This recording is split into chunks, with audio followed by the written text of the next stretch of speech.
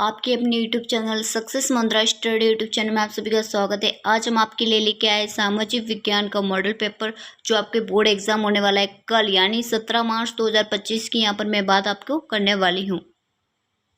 तो यहाँ पर आप देख सकते हैं कि ये क्या है, सोशियोलॉजी साइंस यानी आपके सामाजिक विज्ञान का मॉडल पेपर है। यहाँ पर आप देख सकते हैं कि आपको समय दिया जाएगा 2 घंटे जो है 45 मिनट दिए जाएंगे। पूर्णांक आपके 80 नंबर के रहेंगे। तो ये संपूर्ण जो है क्या है पेपर है जो यहाँ पर मैं आपको हल करवाने वाली हूँ।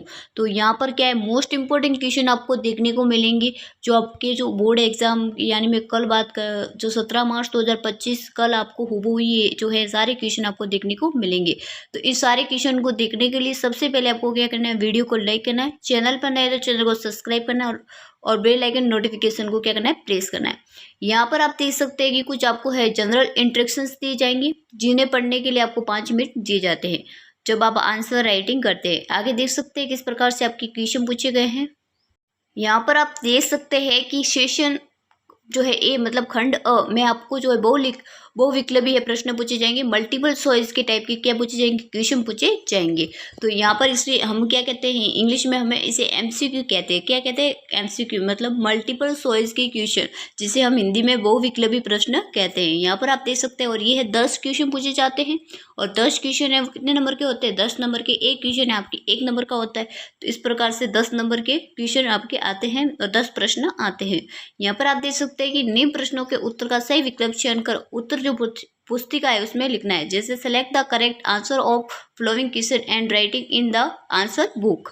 यहाँ पर आप देख सकते हैं किस प्रकार से पहला क्वेश्चन है कि जर्मनी किस राष्ट्र का जो है रूपक बन गई थी, ब्रिटेन का, फ्रांस का, जर्मनी का, रूस का। तो जर्मनी का, ठीक है। किसका, तो 100 ऑप्शन है आपका क्या हो जाएगा, सही हो जाएगा। आगे देख सकते हैं यहाँ पर पूछा है, सेकंड क्वेश्चन पूछा है कि उगते सूर्य की किरणें दिन में से किसका प्रतीक है। आज़ादी दिलाना, बहादुरी, शांति, एक नए युग का जो है सूत्रपात। तो यहाँ पर शांति का प्रतीक होता है, जो उगते हुए सूर्य की किरणें इनका प्रतीक होती है।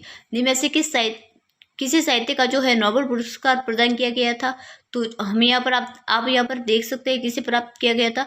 तो वी.टी. नायरपाल है, वी.एस. नायरपाल है, उनको क्या किया गया था, साहित्य का नोबेल पुरस्कार है वो प्रदान किया गया था। आगे देख सकते हैं किस प्रकार से है। आगे देख सकते हैं कि जो है झूम खेती क्या है। तो ये एक स्थानांतरित कृषि होती है। क्या होती है, तो ऑप्शन आपका क्या हो जाएगा, सही हो जाएगा। सरदार सरोवर बांध किस नदी पर बनाया गया है। महानदी पर, गंगा, नर्मदा और गोदावरी। तो नर्मदा नदी पर बनाया गया। तो सब ऑप्शन आपका क्या हो जाएगा, सही हो जाएगा। तो यहाँ देख सकते हैं सारे एक एक नंबर के आपके क्वेश्चन है। आगे देख सकते हैं यहाँ पर आगे पूछा है कि रबी की जो फसलों का आपको कौन सा युग्म है वो सही है। गेहूं है, जो है गेहूं, चावल या ज्वार, बाजरा, सरसों, कपास। तो गेहूं जो है वो क्या हो जाएगा, सही हो जाएगा। तो ऑप्शन है आपका क्या हो जाएगा, सही होगा। आगे देख सकते हैं कि बेल्जियम की राजधानी का नाम बताना है। तो यहाँ पर क्या हो जाएगा, ब्रुसेल्स क्या हो जाएगा, इसकी जो है बेल्जियम की राजधानी हो जाएगी। आगे देख सकते हैं कि निम्न में से कौन सा विषय संविधान के जो शक्ति वितरण की किसी सूची में नहीं है। तो कौन सा, कंप्यूटर जो सॉफ्टवेयर है वो क्या है, जो संविधान की जो शक्ति वितरण की सूची में शामिल नहीं है। बाकी व्यापार, शिक्षा और जो है वैदेशिक जो संबंध है वो किस में आते हैं, संविधान की जो शक्ति विवरण जो सूची होते हैं उसमें सम्मिलित होते हैं। ट्रेड है, एजुकेशन है वगैरह। आगे देख सकते हैं कि बाम से जो संगठन का संबंध है तो ये किससे है, तो ये है जो है किसानों से है। किससे, किसानों से। नेक्स्ट देख सकते हैं कि मानव विकास जो रिपोर्ट जारी करने वाली संस्था कौन सी है। तो मानव जो विकास जो रिपोर्ट है वो जारी करने वाली जो संस्था है वो कौन सी है, तो वो यहाँ पर आपको कमेंट करके जरूर बताना है। नेक्स्ट देख सकते हैं यहाँ पर पूछा है कि निम्न में से कौन सा जो देश सस्ता विनिर्माण केंद्र का उदाहरण है। तो वो हो जाएगा चीन, ठीक है। तो आपको क्या लिखना है, चीन। नेक्स्ट देख सकते हैं, नेक्स्ट आपको पूछा गया है रिक्त स्थानों की पूर्ति करना है। एक साथ बहुत सारे देशों में व्यवसाय करने वाली कंपनियों को हम क्या कहते हैं, वैश्विक कंपनियां कहते हैं। कौन सी, वैश्विक निगम कंपनियां कहते हैं। जीव मंडल में प्राप्त संसाधन जिसे व्याप्त है वो जैविक कहलाता है। क्या कहलाता है, जैविक कहलाता है। व्यक्तियों के बीच धार्मिक आस्था के आधार पर भेदभाव नहीं करना धर्मनिरपेक्ष कहलाता है। किसी देश की आय उस देश के सभी नागरिकों की क्या है, आय। तो सभी नागरिक आ जाएगा यहाँ पर। आगे देख सकते हैं नेक्स्ट पूछा है कि जो तृतीय क्षेत्र को जो सेवा क्षेत्र भी कहा जाता है, ठीक है, सेवा क्षेत्र। यहाँ पर आप देख सकते हैं कि प्रौद्योगिकी की तीव्र उन्नति से वैश्वीकरण की जो प्रक्रिया होती है वो उत्प्रेरित किया है। तो आपको यहाँ क्या आ जाएगा, प्रौद्योगिकी जो है तीव्र गति से उन्नति के कारण वैश्वीकरण की प्रक्रिया ने क्या किया, उत्प्रेरित किया है। आगे देख सकते हैं आपको अति लघुतात्मक वेरी शॉर्ट टाइप के क्वेश्चन पूछे जाएंगे, वेरी शॉर्ट टाइप के क्वेश्चन यहाँ पर आपको पूछे जाएंगे। तो यहाँ पर आप देख सकते हैं जिसे हिंदी में कहते हैं अति लघुतात्मक, और ये क्वेश्चन है 2-2 नंबर की आपके क्वेश्चन रहेंगे। आगे देख सकते हैं किस प्रकार से क्वेश्चन है। यहाँ पर आपको पूछा गया है पहला जो क्वेश्चन है कि मारियान की जो प्रतिमा जो सार्वजनिक चौकों पर क्यों लगाई गई थी। तो जो मारियान की जो प्रतिमा है जो सार्वजनिक चौरों पर लगाई गई थी ताकि लोगों में क्या हो, एकता और राष्ट्रीय जो प्रतीक है, राष्ट्रीय यहाँ पर मैं प्रतीक की बात कर रही हूँ, तो उनको याद दिलाने के लिए जो है मारियान की क्या लगाई थी, प्रतिमा लगाई गई थी। आगे देख सकते हैं कि किस बीमारी ने 1890 के दशक में 19% मवेशियों की मौत को है नींद चुला दिया था। मतलब किस बीमारी ने जो है 1819 के दशक में जो 19% जो मवेशी थे उनको मौत की नींद चुला दिया गया था।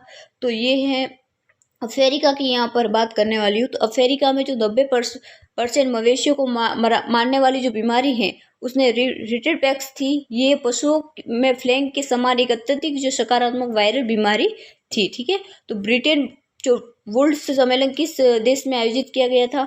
तो ये ब्रिटेन वुड्स सम्मेलन जुलाई 1964 में संयुक्त राज्य अमेरिका के न्यू हैम्पशायर में बात करूँ, हैम्पशायर के ब्रिटेन वुड्स में आयोजित किया गया था। आगे देख सकते हैं कि वनों से प्राप्त होने वाली 2 वस्तुओं के आपको नाम लिखने हैं। तो वनों से तो बहुत सारी वस्तुएं प्राप्त होती है, जैसे गोंद है, बिरोजा है, बिरोजा भी वो भी वनों से प्राप्त होता है। यहाँ पर आप प्लाईवुड भी लिख सकते हैं, प्लाईवुड भी तो हमें वनों से मिलते हैं। तेल मिलता है वनों से, हमें जो होते हैं ना उनके जो पत्ते होते हैं उससे हमें तेल मिलते हैं। मसाले भी मिलते हैं वनों से।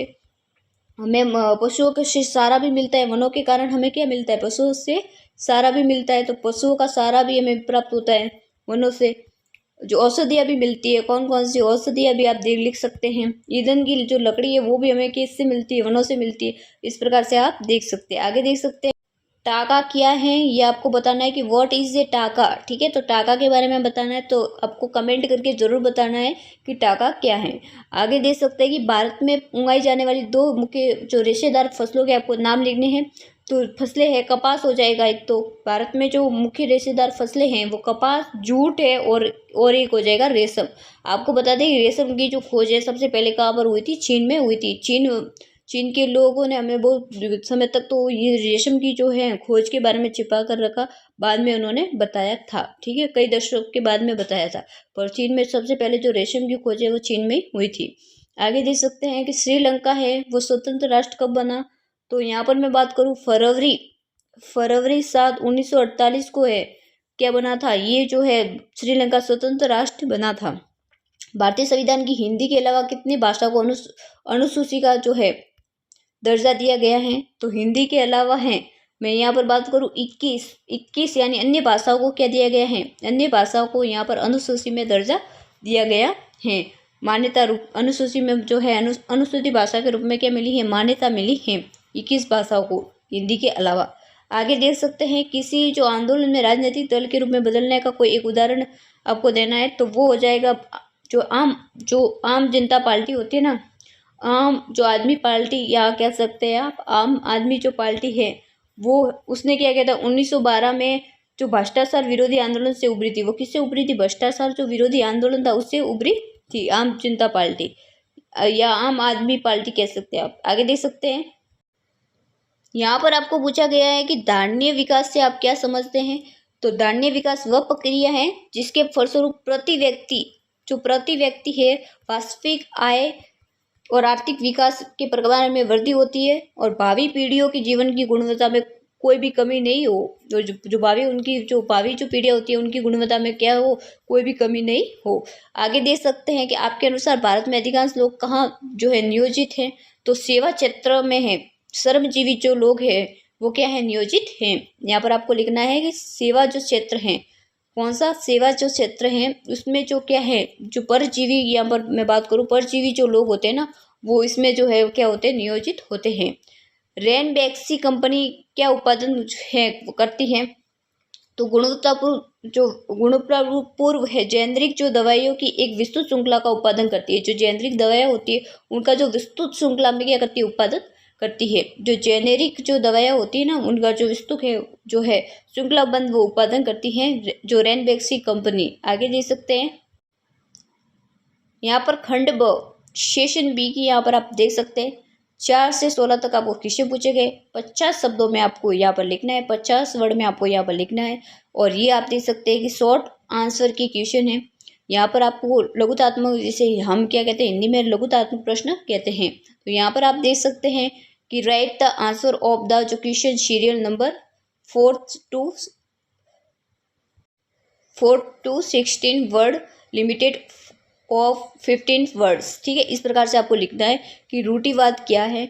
तो रूढ़िवाद आपको यहाँ पर लिखना है कि रूढ़िवाद क्या है। तो एक राजनीतिक, एक सामाजिक दर्शन है जो परंपरा स्थापित संसाधनों और रीति रिवाजों के महत्व पर क्या देता है, जोर देता है। यहाँ पर आपको लिखना है कि राजनीतिक और जो है सामाजिक एक जो दर्शन है जो परंपरा स्थापित संस्था और रीति रिवाजों के महत्व पर क्या देता है, जोर देता है। आगे आपको देख सकते हैं किस प्रकार से है। आगे आपको पूछा है कि खेड़ा जिले के किसान किस कारण लगान चुकाने की हालत में नहीं थे। तो यहाँ पर हम बात करें 1917 में, तो 1917 में गुजरात में आया हुआ है खेड़ा। कहाँ पर, गुजरात में। तो गुजरात में खेड़ा जिले के जो किसानों की मदद के लिए सत्याग्रह का आयोजन किया गया। किसका सत्याग्रह, मदद के लिए सत्याग्रह का आयोजन किया गया। किसका, सत्याग्रह का आयोजन किया गया। फसल खराब हो जाने और प्लेग की बीमारी के कारण, फसल एक तो खराब हो जाने, इसीलिए वो फसल खराब हो चुकी थी और प्लेग की जो बीमारी आ चुकी थी, इसके कारण वो कर चुकाने की हालत में नहीं थे। तो ये आपको आंसर लिखना है। ठीक है, आंसर लिखना है। आगे देख सकते हैं, आगे आपको पूछा है कि आयात शुल्क क्या है। आयात शुल्क क्या है, तो आयात शुल्क किसी भी देश के माल के आयात पर सीमा जो शुल्क होता है ना, सीमा शुल्क होता है, उस प्राधिकरण द्वारा लगाए जाने वाला कर क्या कहलाता है, आयात शुल्क कहलाता है। आगे देख सकते हैं किस प्रकार से क्वेश्चन है कि समुदाय द्वारा जो है वन संरक्षण को जो है आपको समझाना है। तो यहाँ पर आप देख सकते हैं कि एक जो है एक व्यापक जो आप यहाँ पर आपको व्यापक तरीके से आपको क्या करना है, यहाँ पर समझाना है। इस प्रकार से आप जो है एक्सप्लेन कर सकते हैं। आगे देख सकते हैं कि भारत में जल संसाधन मंत्री के रूप में यदि आपको एक नदी घाटी परियोजना का समोदा तैयार करने को कहा जाए तो आप किन किन बिंदुओं पर ध्यान रखेंगे। तो एक व्यापक नदी घाटी परियोजना में जल विज्ञान, पारिस्थितिक है, सामुदायिक आवश्यकताओं, स्थिरता और सतत मूल्यांकन पर विचार किया जाना चाहिए। कार्बनिक, ठीक है, इस प्रकार से आपको लिखना है कि जो पारिस्थितिक समुदाय पर, हमें विज्ञान पर, उनकी स्थिरता पर और जो सतत जो मूल्यांकन होता है उन पर हमें जरूरी ध्यान रखना चाहिए। ठीक है, आगे देख सकते हैं किस प्रकार से क्वेश्चन है कि कार्बनिक जो कृषि की व्याख्या करनी है, जो कल्चर को आपको समझाना है। तो यहाँ पर आपको देख सकते हैं कार्बनिक कृषि के बारे में बताए। तो कार्बनिक खेती वह खेती करने की वह पद्धति है जिसमें रासायनिक जो उर्वरक होता है ना, वो पीड़कनाशी, जो शाकनाशी आदि का उपयोग बहुत कम या बिल्कुल नहीं होता। क्या, बिल्कुल नहीं होता, उसे हम कार्बनिक खेती कहते हैं। आगे आपको संघीय व्यवस्था की कोई दो विशेषता आपको यहाँ पर बतानी है। नेक्स्ट देख सकते हैं, आपके मतानुसार वर्ग विशेष के हित समूह और जन सामान्य के हित समूह में क्या अंतर है। तो 100 उदाहरण आपको समझाना है। आप आगे देख सकते हैं कि गैर नवीकरण संसाधन से आप क्या समझते हैं। तो गैर नवीकरण जिसे हम प्राकृतिक रूप से हैं, फिर से है, हम उसे जो है हासिल नहीं कर सकते। जैसे यहाँ पर आप खनिज है, उदाहरण के लिए खनिज है, जैविक पदार्थ है, पेट्रोलियम है, इन्हें हम क्या कर सकते हैं, हम प्राकृतिक रूप से फिर से इनका भंडारण नहीं कर सकते हैं।